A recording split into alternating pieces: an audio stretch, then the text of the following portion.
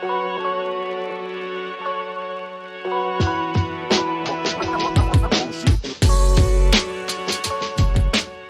let's start with the rapid fire round just to break the ice. The first one is, at what age do you want to retire? Never. How long does it take you to get ready in the mornings? 30 minutes, but I can do it in 10. Most embarrassing moment of your life? Yet to experience. Favorite color? Blue. What time of day are you most inspired? During the night, unfortunately. How many hours of sleep can you survive on? Very few, fortunately. Fill in the blank. An upcoming marketing trend is black. AI with a human touch. The city in which the best kiss of your life happened. Roll. Pick one, Mark Zuckerberg or Elon Musk. Musk. The biggest mistake of your career. Seeing mistakes as mistakes rather than simply feedback. How do you relax? Kickbox. How many cups of coffee do you drink per day? Too many. A habit of yours that you hate. Always chasing adrenaline. The most valuable skill you've learned in life. Resilience. Your favorite Netflix show. Drive to survive. One word description of your leadership style. To the point. Oh, one word. That's not to the point. Point. Top priority in your daily schedule. Sports. Ideal vacation spot for relaxation. Italy. Key factor for maintaining a work-life balance. Sports. Memorable career milestone. When I became chief of staff at Bunq. This episode is sponsored by Outgrow.co, the world's first all-in-one interactive content builder. Use Outgrow to build quizzes, calculators, tests, polls, forms, contests, and chatbots to generate leads and keep your audience engaged. Sign up for a free trial at https://outgrow.co. Alright, so now let's go on to the long form questions, which you can answer with as much time and ease as you like. Alright, so the first one is, what strategies has Bunq employed to scale internationally and build a truly global company? Yeah, well, I think that's a great question because, so at Bunq, we built the first user-centric bank. So everything we do starts with our user, right? And if you look at scaling, we go wherever our users go. Our users are people who live an international lifestyle, so they go all across the globe. So what makes us good at scaling is that we focus. So our first focus has been Europe. But that actually brings me to another point, that Europe, there's no such thing as one Europe, right? If you look at Europe, there's all these different countries that have a different culture, different payment systems, different regulations. So we truly try to localize that. So basically we have a global approach, but we localize wherever we go. So what we do when we go in the market, we have a two-phased approach. First, we launch on a small scale, gather feedback, see what we can do to truly make our products in line with what people need locally.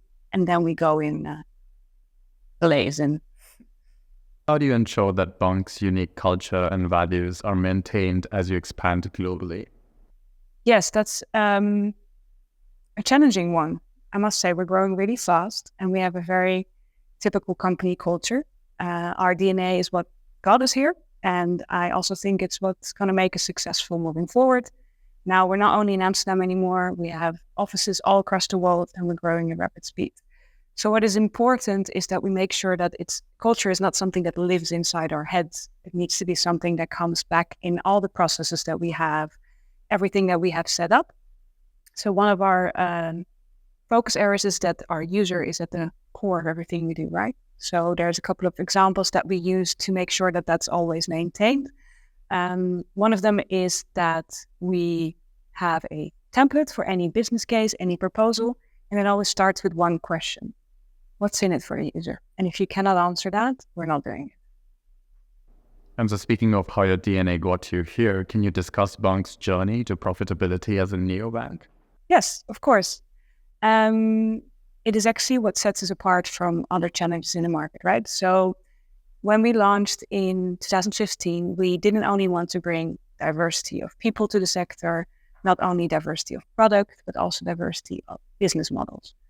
If you look at the business models of traditional banks, it's by no means rocket science that you are not at the center of their decision making if the business model is focused on making the best margin on your money, right? So we had a very simple conviction. We thought if we build a product that people love to use, they're willing to pay for it. If they're willing to pay for it, then our commercial success is in direct alignment with the happiness of our users. And then we have no choice but to be user-centric in whatever we do. So over the last years, we decided to do things differently. We remained independent. We've been bootstrapped by our founder for nearly 10 years to really focus on finding our product market fit. What's this product that will make people happy? How can we put all our love and energy in that and build a profitable company? Profit was our first goal rather than just growth. And I'm very happy that we got to that point. We were the first EU neobank to report a full year of profitability last year. And we're very well on our way to do exactly the same this year. How do you balance the drive for being profitable on the one hand with the need to invest money in being more innovative or having a better user experience? Yeah, I think the balance is in that fact that our systems are very effective. So we have it set up. We work in such an efficient way that we can remain at profitable growth. Yeah, we can keep our profitability and actually reinvest that in growth. The goal is not to get the most profit. The goal is to be profitable and reinvest that in growing further. And so how does Bunq identify and respond to these emerging user trends, particularly around location independence and technology? Yeah, that's an interesting one because I always think that I'm making a product for myself. I also live a very international lifestyle, a lot of international friends, a partner who lives in Rome, hence the rapid fire question. So we really look at our users' wants and needs. So we don't necessarily look at what's the trend out there. We go talk to them. We go find out what it is that they experience, and we build our product around that. So you can feed it in anything. Not sure if you at home use the Bunq app, but if you would, you can feel it in the experience, right? So I travel a lot for work and for life, and I sometimes travel from Europe to the US. I can easily switch between my US and Euro account. In fact, my app automatically detects it when I am in another country. So if I forget, I'll still pay easily without any markup fees. It's in everything we do. You can just feel it. So it's not necessarily responding to bigger trends. It's really talking to our users and finding out what it is that they want. So let's take a break from the serious questions. What does your typical day at work look like? You wake up in the morning and yes. I wake up in the morning and then, I think because I'm chief of staff, if you're not familiar with the role, it's originally comes from politics and it's gaining more traction in the tech sector as well. You could basically see me as the co-pilot to our founder and CEO, right? We're growing so fast. We're scaling at rapid speed. He can no longer be everywhere himself. So I make sure that together we can. So by default in these roles, you're not looking for work. The work comes your way and it's a matter of dealing with things that come your way. So either by delegating it to someone else, creating new process, deciding that this is indeed a gap that we need to hire. So it's more reactive. So in that sense, there is never a typical day in my life. How much of this time is taken up by meetings? Not a lot, because at Bunq, we have actually a policy, which is meetings can no longer be than 30 minutes and by default, 2 people only, because we think that's the most efficient way of getting things done. And what advice would you have for job seekers looking to get into the banking sector? In the banking sector, I don't know, because I always consider myself to be working in the tech sector. I think with anything, look for something that makes you forget about space and time and not something that will look good on your CV. So going back to the serious questions. You often mention that impossible is just a word for things that have not been done yet.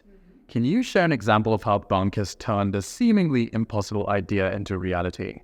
Yeah, of course. It's the fact that we exist, I think. So we were the first in 35 years to get a full European banking license. So basically what we've shown is that it's possible to create a bank, and it's possible to show consumers that they can have a far greater experience elsewhere. It was a long and tedious process getting a banking license. So we decided in collaboration with the regulator to simplify that process. So after we got our license, you've seen many more challengers getting licenses too, and a lot more quickly because we simplified it, which is great. So that's just one of the many examples. And how do you inspire and cultivate this particular mindset within your team? That's a good question. I think there's many ways of doing so. I think what sets Bunq apart is that we work with ownerships. So we don't make rules for the sake of creating rules. We really look at a problem that our user is facing, a validated problem, and we create an ownership around it. So someone becomes an owner of a problem that the user is facing, from ideation, creation, evaluation. So the entire scope of it. But what makes Bunq, so apart from the fact that you have a lot of responsibility on this ownership, is that we will never utter the sentence, "This is not your job to do," right? If you spot a problem, go fix it. Great. Show us what you got. So as chief of staff in this fast-growing tech company, how do you balance being unconventional with maintaining a can-do attitude? I think those two are not mutually exclusive. That's all. That's all. I said it was to the point, so. So what are then some unconventional approaches you've taken that have paid off for Bunq? Yeah, I have a great example. It hasn't only paid off for Bunq, it has paid off for everyone that's banking, for the safety of the banking sector as a whole. So as a bank, we obviously are looking at the use of accounts for safety, anti-money laundering. We're having a close look to make sure that everything is as safe as possible. The regulator requires us to do that in a certain way. And we thought that this way was quite outdated. So we decided to build an AI model that actually looks at the behavior of our users and detects whether it's fraudulent behavior or not. And of course, the human will still look at it and assess it. But it was way more effective than the way in which we had it set up before. So we went to the regulator and we showed them, this is what we made. We'd love to implement it everywhere. Unfortunately, the regulator decided that they wanted to do the outdated way still. So we decided to take it to court. And a couple of years later, the ruling took place. And we won, which is great. And not just for us, but for the safety in the banking sector as a whole, because all banks can now use AI in their money laundering procedures. So let's talk a bit about Ali's, your CEO's keynote on Bunq's continuous expansion. Yeah. What are the key factors in building a user-centric business? Yeah, so I think there's a couple of elements to it. I mentioned a couple already, but I'll recap them. So one is making sure that your commercial success is actually in line with your users. Because if your commercial success is not in line with your users, you will never be a true user-centric company, right? It will be rather a tagline. Making sure that you're obsessed with your users, finding out what it is they want, looking at the data, but also talking to them and truly trying to understand. Don't make any assumptions. And also making sure that it's implemented in all of your processes. So apart from the template, the business proposals that I just mentioned, if you can't answer the question, what's in it for a user, we're not doing it. We have many more ways of doing so. For example, our whole company is mirroring, in terms of company structure, mirrors the user journey. So the steps that the user goes through. That's the way we set up our teams. So you need to make sure that it's implemented. This user obsession is implemented not just in your head, but also in concrete processes and setups. And are there any particular examples of how Bunq has adopted its services based on user needs and preferences? Any interesting story around it? Yes, sure. I have many, so let me have a think. I mean, I think one interesting one that speaks to the broader sector is, it's not necessarily surprising me, but it's an example of how we are truly focused on what's important for our users. So we have been in a zero interest rate environment for a long time. That started changing a year ago, or a bit longer. Don't pin me down on it. So when the European Central Bank started to raise interest rates, that was the first time in our history that we had to deal with that, right? So we decided, okay, what is it that we need to do with this? What's within our strategy? What makes sense? And to us, it was a no-brainer that we're going to pass on that benefit to our users, right? We benefit, you benefit. So we actually have been driving market high rates in the market, which is great, obviously, for the user, but what is even greater is that traditional banks have been following, and they have been raising faster than they otherwise would have. How has Bunq's use of AI to automate search marketing impacted your overall marketing strategies and outreach efforts?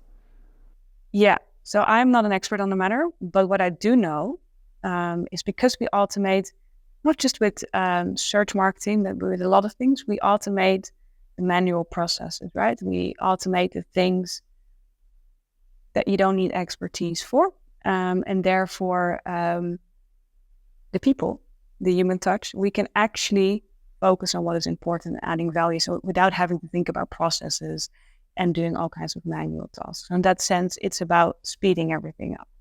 And when it comes to brand identity, how do you maintain and enhance Bunq's brand identity in a competitive financial services market? Yeah, playing your own game. So our brand, we say we make life easy for our users. So what that means is that we cut through all the complexities that there are in the banking sector, and we make it very simple for our users. So in the same way, we need to launch simple products. We focus on simplicity. Is this actually clear and simple to our users? In that way, we also try to communicate with our users. We try to keep everything simple in a sector where we tend to overcomplicate things very much. So from your perspective, what do you see as the future of marketing at Bunq? And what new strategies or technologies are you excited to explore in the coming years? The future of marketing. It's an interesting one because we've been talking about AI a lot, right? And I think, of course, it will help us being far more efficient. But I think with all these technologies coming up, what's most important the upcoming years is actually human connection. So I know that that may sound high level, but I'm very excited to see how we can implement that in our brand and in our marketing, that we can go at rapid speed, but don't lose touch of what makes us us. All right, so the last question for you is of a personal kind. Oh, God. What would you be doing in your life if not this? Writing books. In the age of AI? Not about AI. Hi, I am Bianca Zwart, Chief of Staff to the founder and CEO at Bunq, the second largest neobank. Catch me on the Technologies of the Month show.